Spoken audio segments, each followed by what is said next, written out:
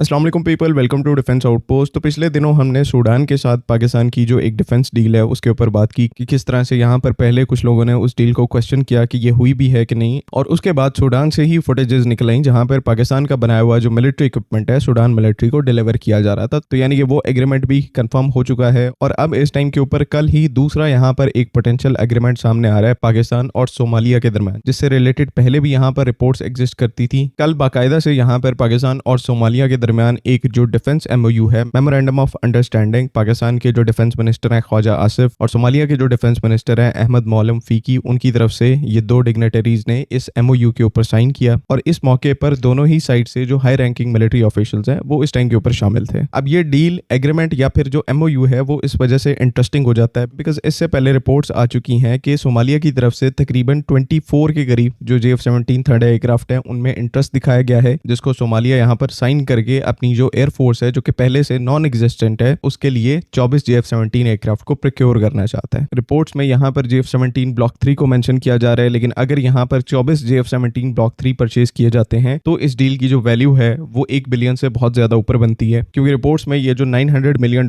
का नंबर है ये सिर्फ जो फाइटर एयरक्राफ्ट की कॉस्ट है उसको यहाँ पर कंबाइन किया गया है। जो एक्चुअल में कॉस्ट है ट्रेनिंग की, इंफ्रास्ट्रक्चर की, उसके बाद स्पेयर पार्ट्स की, वेपन सिस्टम्स की, तो ये अमाउंट जो है वो $1 बिलियन से ऊपर चली जाती है और $1-2 बिलियन के दरमियान ये 24 JF-17 ब्लॉक 3 एयरक्राफ्ट की जो कॉस्ट है वो सोमालियन गवर्नमेंट को पे करनी पड़ेगी। अब कुछ लोगों को यहाँ पर डाउट है कि सोमालिया खुद से इतनी जो एक बड़ी डिफेंस डील है उसको फाइनेंस नहीं कर सकता, और ये बात यहाँ पर बिल्कुल ठीक है। सोमालियन मिलिट्री का यहाँ पर अगर आप डिफेंस बजट देखेंगे तो वो सिर्फ और सिर्फ यहाँ पर $255 मिलियन है, बिलियंस में नहीं मिलियंस में है, $255 मिलियन है। तो खुद से तो ये $1-2 बिलियन के जो फाइटर एयरक्राफ्ट हैं उनको यहाँ पर बिल्कुल भी परचेज नहीं कर सकते। इसी वजह से पाकिस्तान के साथ ये जो पोटेंशियल डिफेंस डील है इसके अंदर इसकी जो फाइनेंसिंग है वो सऊदी अरब और तुर्की की तरफ से की जा रही है। तुर्की की अगर बात करेंगे तो सोमालिया के डिफेंस में तुर्किश एयरफोर्स अभी इस टाइम के ऊपर सोमालिया का जो कैपिटल है मोगाडिशु वहां पर स्टेशनड है। 3 के करीब इनके जो F-16 एयरक्राफ्ट है वो एंटी टेररिस्ट ऑपरेशंस में सोमालिया के अंदर ऑपरेट कर रहे हैं, क्योंकि तुर्की का भी इंटरेस्ट एग्जिस्ट करता है, सऊदी अरब का भी इंटरेस्ट एग्जिस्ट करता है, क्योंकि सोमालिया के नेक्स्ट डोर पे एक कंट्री है, नई कंट्री है जिसने सोमालिया से ही 1991 में इंडिपेंडेंस लिया था सोमालीलैंड के नाम से। और रिसेंटली दिसंबर 2025 में सोमालीलैंड को इसराइल ने पहली दफा ऑफिशियली एक्सेप्ट कर लिया है और सोमालीलैंड के साथ वो अपनी जो कॉपरेशन है उसको इंक्रीज करने की तरफ आगे बढ़ रहे हैं। इसराइल की इस पूरे एरिया के अंदर एंट्री और सोमालिया के नेबरहुड में मौजूद जो कंट्री है उसके साथ डिफेंस कोऑपरेशन को इंक्रीज करना, तो पोटेंशियल थ्रेट जो है वो यहाँ पर सऊदी अरब के लिए भी है एज वेल एज तुर्की के लिए भी है, बिकॉज उनका भी स्ट्रेटेजिक इंटरेस्ट जो है वो अलाइन करता है सोमालिया के साथ। तो इसी सिचुएशन को देखते हुए मेनली यहाँ पर पाकिस्तान, सऊदी अरब और तुर्की की तरफ से एक जॉइंट प्लान बनाया गया है कि सोमालीलैंड को काउंटर करने के लिए जहां पर इजरायली प्रेजेंस जो है वो फ्यूचर में आएगी, सोमालिया की जो मिलिट्री है उसको यहाँ पर स्ट्रॉन्ग किया जाए और स्पेशली यहाँ पर जो सोमालियन एयरफोर्स है उसको नए फाइटर एयरक्राफ्ट और नया इक्विपमेंट प्रोवाइड किया जाए। अभी की जो सोमालियन एयरफोर्स है वो ज्यादा से ज्यादा जो है वो ट्रांसपोर्ट एयरक्राफ्ट और हेलीकॉप्टर्स का इस्तेमाल करती है। सिर्फ थोड़े से यहाँ पर ऑफेंसिव कंपोनेंट्स हैं तुर्की के प्रोवाइड किए हुए बायरक्तर TB2 और बायरक्तर अकेंसी ड्रोन्स हैं, और अगेन तुर्की के ही प्रोवाइड किए हुए कुछ T-129 अटैक हेलीकॉप्टर्स हैं। उसके अलावा कोई ऑफेंसिव पंच जो है वो इस टाइम के ऊपर सोमालियन एयरफोर्स के अंदर एग्जिस्ट नहीं करता, कोई कैपेबल फाइटर प्लेटफॉर्म एग्जिस्ट नहीं करता अपनी एयर स्पेस को डिफेंड करने के लिए और precise air to ground operations को कैरी आउट करने के लिए, बिकॉज सोमालिया भी एंटी टेररिज्म सिचुएशन फेस करे जहां पर अल शबाब जैसी जो ऑर्गेनाइजेशंस हैं वो एक्टिव हैं, और दूसरा एयर स्पेस को डिफेंड करने के हवाले से, सिक्योर करने के हवाले से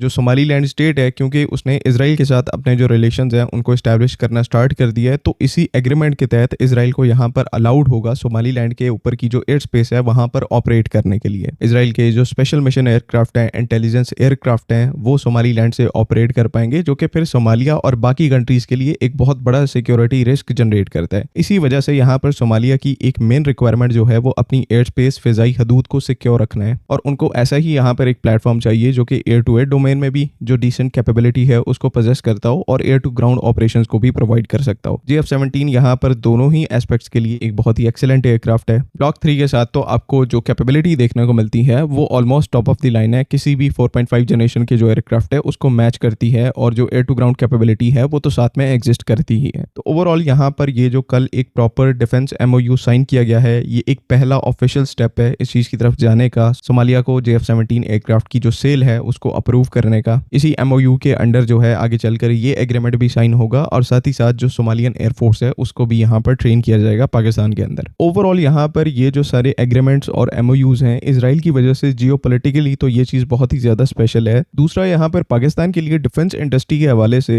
अफ्रीका की मार्केट को कैप्चर करना, वहाँ पर जगह बनाना, ये और भी ज़्यादा इंपॉर्टेंट बात है, क्योंकि पहले यहाँ पर 1980s 90s में 60s 70s तक भी जो अफ्रीकन कंट्रीज हैं वो एक बहुत बड़े स्केल के ऊपर सोवियत यूनियन के साथ लिंक्ड थी। सोवियत यूनियन यहाँ पर जो अपना मिलिट्री इक्विपमेंट है वो सेल करता था, और सोवियत यूनियन के टूटने के बाद यही काम जो है वो रशिया कर रहा था। मेजॉरिटी जो अफ्रीकन कंट्रीज हैं ये बहुत बड़ी डिफेंस कस्टमर थी रशिया की, और कुछ तो यहाँ पर अभी भी हैं, अल्जीरिया जैसी। लेकिन जैसे जैसे यूक्रेन रशिया वॉर जो है वो अपनी पीक इंटेंसिटी को पहुंचती गई, रशिया की जो अफ्रीकन मार्केट के ऊपर पकड़ है वो बहुत ज्यादा कमजोर होना स्टार्ट हो गई, और एट द सेम टाइम यहाँ पर अफ्रीका के अंदर अपॉर्चुनिटीज भी क्रिएट होना स्टार्ट हो गई, बिकॉज हर कंट्री को यहाँ पर अपनी सिक्योरिटी से रिलेटेड इस पूरी एनवायरनमेंट के अंदर कुछ ना कुछ करना था, उनकी मिलिट्री रिक्वायरमेंट क्रिएट होने लगी। तो जैसे जैसे रशिया यहाँ पर आउट होता गया, अफ्रीका में जो डिफेंस मार्केट है वहां पर जो कंट्रीज पहले रशिया से इक्विपमेंट लेती थी, एक तो उनकी मार्केट अलग से बन गई, और दूसरी जो नई कंट्रीज अपनी मिलिट्री को तैयार करना चाह रही थी उनकी एक बहुत बड़ी मार्केट अलग से बन गई। तो हर कंट्री के लिए जो एक मेजर डिफेंस मैन्युफैक्चरर है उसके लिए अफ्रीका जो है वो प्राइम मार्केट है, और इसी चीज को यहाँ पर समझते हुए पाकिस्तान की तरफ से जो एक मिलिट्री डिप्लोमेसी है उसका यूज करते हुए हमने अपनी जगह को बनाना स्टार्ट कर दिया। पहले सूडान के साथ हम जो डील है उसको फाइनलाइज कर चुके हैं, जो मिलिट्री इक्विपमेंट ट्रांसफर है वो स्टार्ट हो चुका है। लिबिया के साथ जो डील है वो कंफर्म्ड है, और अब सोमालिया के साथ ये जो एमओयू साइन हुआ है, जो कि ये भी एक डील के अंदर मोस्ट प्रोबेबली कन्वर्ट होगा। अल्टीमेट एडवांटेज यहाँ पर क्या है कि आपकी जो डिफेंस इंडस्ट्री है उसको मिलिट्री इक्विपमेंट के ऑर्डर्स आते रहेंगे, जिस तरह से अभी पीएससी कामरा को GF-17 ब्लॉक 3 के ऑर्डर्स आ रहे हैं, कंटिन्यूसली उनके पास काम होगा, उन्होंने एयरक्राफ्ट को मैन्युफैक्चर करना होगा, जो फॉरेन एक्सचेंज है वो फ्लो होगा, आपकी डिफेंस इंडस्ट्री और ज्यादा स्ट्रांग होगी। तो डेफिनेट सी बात है कि आप अपनी जो रिसर्च और डेवलपमेंट है उसके ऊपर फोकस कर पाएंगे, अपने जो प्रोजेक्ट्स आपके इस टाइम के ऊपर चल रहे हैं उनको कंप्लीट कर पाएंगे। तो ये ओवरऑल पाकिस्तान के लिए इस टाइम के ऊपर आइडियल पोजीशन है जहां पर हम खड़े हुए हैं, और इससे आगे बहुत अच्छे चांसेस हैं कि पूरा जो अफ्रीकन कॉन्टिनेंट है डिफेंस के सेक्टर में पाकिस्तान का यहाँ पर एक अच्छा फुटप्रिंट बन सकता है। आई होप कि तमाम चीज़ें यहाँ पर क्लियर हैं। आपका कोई ओपिनियन है तो काइंडली उसको कमेंट्स में ज़रूर लिखें। बाकी अगली वीडियो तक के लिए अल्लाह हाफिज़। पाकिस्तान जिंदाबाद।